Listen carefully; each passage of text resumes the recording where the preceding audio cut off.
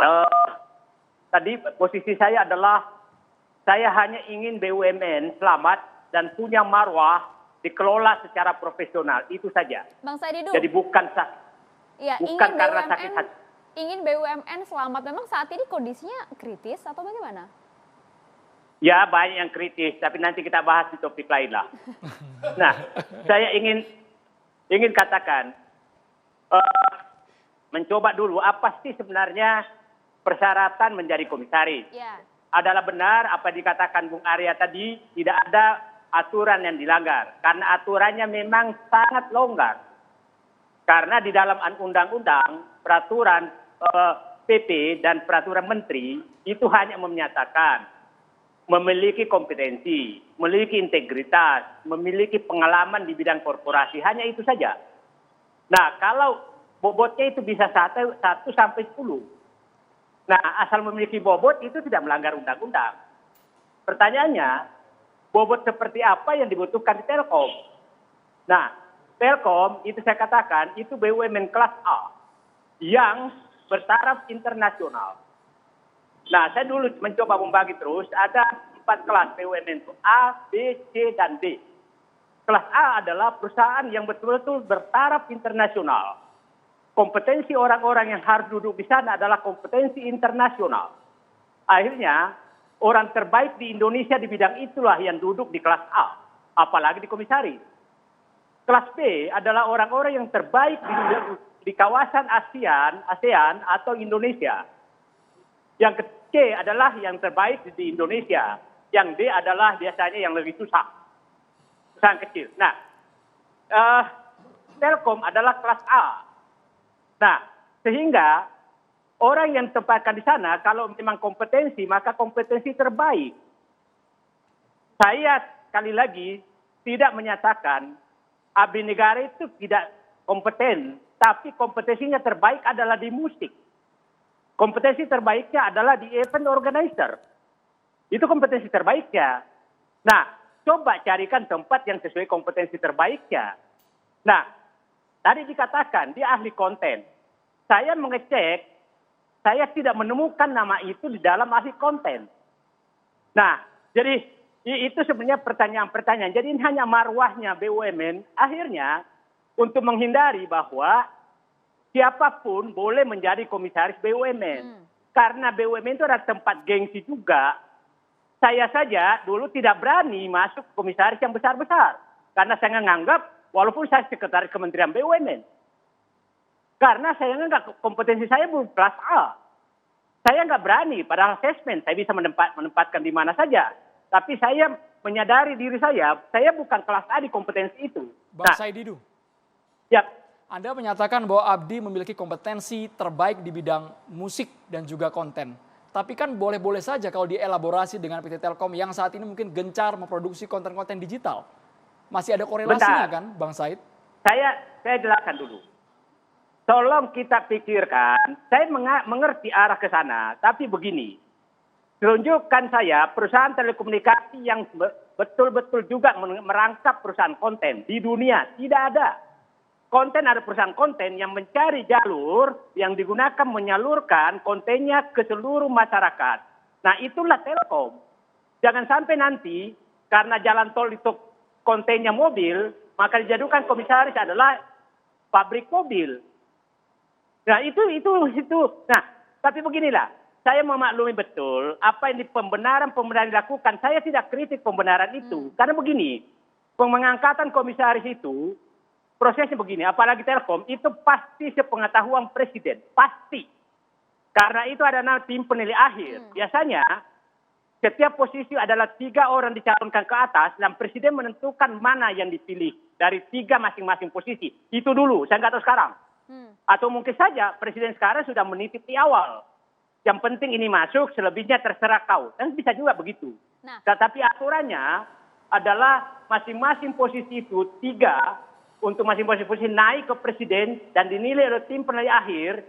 Dan tim penilai akhir itu adalah presiden dan beberapa menteri dan menteri terkait kemudian memilih. Saya nggak tahu sekarang, Bung Arya mungkin tahu bagaimana prosesnya sekarang. Bang Saididu. Kami juga melibatkan netizen untuk bertanya langsung, Bang. Ini ke Abang ini, pertanyaannya dari Andri, Bang. Andri ini menanyakan, yang nyinyir kali ini kalau nanti pihaknya yang berkuasa juga jangan-jangan sama-sama bagi-bagi jabatan. Jadi siapapun yang nanti berkuasa ya siapa tahu circle terdekatnya dulu pasti yang dipilih. Itu Iya. pertanyaan dari Andri. Ada Bang juga yang Saididu. masuk kemudian Bang Saididu dari Andre, katanya sah-sah dan legal saja sebenarnya, pantas-pantas saja. Namun pertanyaannya, efektif tidak orang-orang yang diangkat, kompeten tidak di bidang usaha yang dijabatnya? Menurut Bang Saididu? Saya bilang sah-sah, semua sah saja. Disitulah uji seorang birokrat, seorang pengambil keputusan. Saya katakan dulu, saya waktu asesmen BUMN merangkap ketua tim evaluasi ketua tim evaluasi seleksi direksi dan komisaris BUMN. Itu di meja saya ada 970 CV dari Istana, Merdeka Utara, Merdeka Selatan, dan relawan. Apa yang saya lakukan adalah saya buang ke tong sampah, hanya 100 yang ikut seleksi, dan itu yang lulus paling kayaknya sekitar nggak sampai 20 orang. Nah, disitulah diuji orang menjalankan amanah. Apakah amanah yang diberikan ke dia itu dilaksanakan dengan baik. Nah, tidak ada salahnya, masukkan saja diseleksi, tapi kalau nggak cocok buang ke tong sampah. Itu normal-normal saja gitu. Enggak, maksud kami seperti ini Bang Said, dampak fatalnya apa menurut Anda kalau memang orang-orang ini dipilih? Begini, saya katakan begini. Biasanya ya, jangan sampai dianggap mundur lagi. Biasanya komisaris yang tidak punya kompetensi itu akan menjadi penikmat jabatan di dalam BUMN. Itu biasanya. Nah, dia penikmat jabatan atau yang paling jauh lagi adalah dia menjadi pintu intervensi ke BUMN. Baik. Karena dia tidak punya kompetensi. Nah, saya berharap nanti mungkin Bung Arya bisa membantu karena Bung Arya sama-sama di Komisaris Telkom. Kita dengarkanlah apa sih omongannya Sleng di dalam rapat supaya kita tahu. Nah, tadi Bung Arya menyatakan bahwa menempatkan salah satu direktur dari ahli konten ke Telkom. Nah, biasanya komisaris itu lebih pintar dari direksi. Kalau saya melihat CV yang direksi Telkom itu lebih tinggi daripada kompetensinya daripada Abdi Sleng. Bagaimana orang kompetensinya lebih rendah mengarahkan orang yang kompetensinya lebih tinggi? Karena begini, komisaris memberikan arahan loh. Dan memberikan arahan. Sampai situ jadi dulu harus Bang, ini boleh kompetensinya dijawab lebih langsung tinggi. Bang Arya. Bang Arya, boleh langsung dijawab Bang Arya? Kalau nanti dibilang lebih pintar komisaris, saya rasa dulu Bang Saididu juga di Antam tambang kan bukan lebih pintar juga daripada dirut-dirutnya tambang itu. Clear itu. Ini clear ya, clear. Saya makanya Bang, jangan pakai definisi itu. Karena abang nanti kena juga gitu. Bagus kita. Bukan. Tapi apakah abang gagal? Tapi apakah abang gagal? Enggak. Ternyata abang berhasil sebagai komisaris di sana. Loh, saya good governance yang saya pegang, bukan ahli tambang. Ini kan benchmark kan sama-sama ahli konten, Mas. Loh, Oke? gini ya. Enggak, saya mau beritahu bahwa tadi kan Anda bilang bahwa komisaris lebih pintar daripada direksinya. Saya beritahu bahwa pada saat Pak Saididu jadi komisaris di Antam, Bapak nggak lebih pintar daripada mereka, tapi abang punya kemampuan untuk pengawasan. Kan gitu. Dan abang berhasil, saya nggak mengatakan, nggak ada yang mengatakan abang gagal di Antam. Itu juga bukti. Tadi gitu. Bung Arya menyatakan ada ahli konten direksi, masuklah Sleng ahli konten juga. Itu kan benchmarknya sama gitu loh Mas. Jadi jangan sampai direksinya lebih jago daripada komisarisnya, itu saja. Dalam hal konten loh. Iya tapi kan artinya ada pengawasan hal lain Bang. Kita kan butuh juga itu iyalah, saya pembenaran saya terima semua. Bukan pembenaran ini lah. Nanti abang ketika abang kemarin diangkat jadi komisaris dibilang pembenaran juga kan enggak juga. Loh, bukan. Kan Saya bandingkan itu, sapi gitu dengan sapi. Nggak seperti kambing itu. dengan kambing. Itu orang yang pernah sekolah. Ya bisa saya tambahkan ya. Gini, ini kan refleksi saya berdasarkan pengalaman. Menurut saya begini, syarat komisaris itu saya membayangkan minimal dia harus punya satu dari kemampuan teknis ini atau kemampuan ilmu ini ya. Tapi kemudian bungkusnya adalah integritas. Jadi integritas itu is a must. Nah satu itu pertama adalah dia punya pengetahuan di bidang ekonomi secara umum, manajemen. Bagus lagi kalau dia bisa baca financial statement misalnya, laporan keuangan. Jadi dia paham soal itu.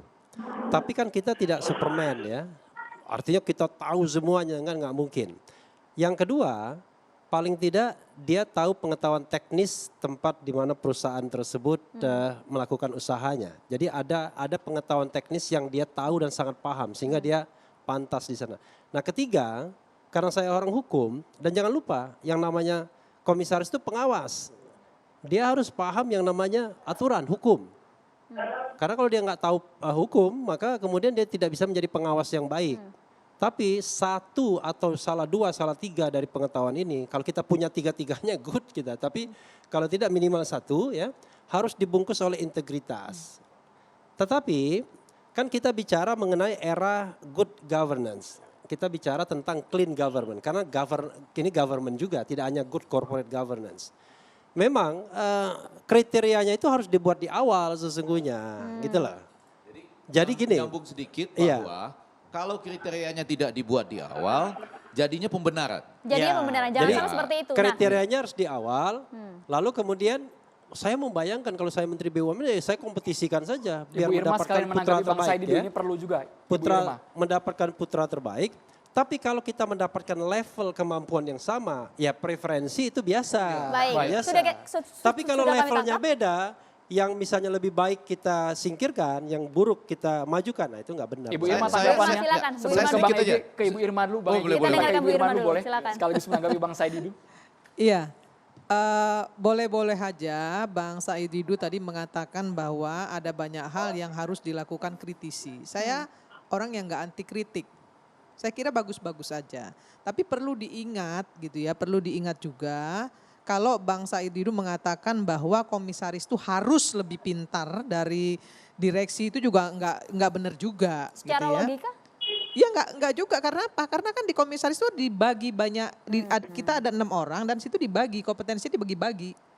Jadi saya misalnya ngurusin keuangan karena saya ketua komite audit.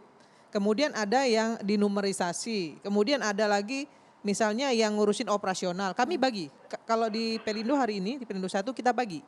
Tugas itu kita bagi rata. Jadi pertanggungjawaban kita kepada pemegang saham, kepada publik juga jelas gitu. Jadi nggak seperti yang dulu-dulu Bang Said Didu. Kalau dulu-dulu mungkin, tapi kalau yang sekarang karena sejak saya masuk di 2020 itu semua sudah berubah. Baik, Bang Said Jauh Didu. perubahannya Jadi sejak ternyata dipegang tidak oleh Pak harus Erik lebih itu jauh pintar kok sekali. dari direksinya Bang.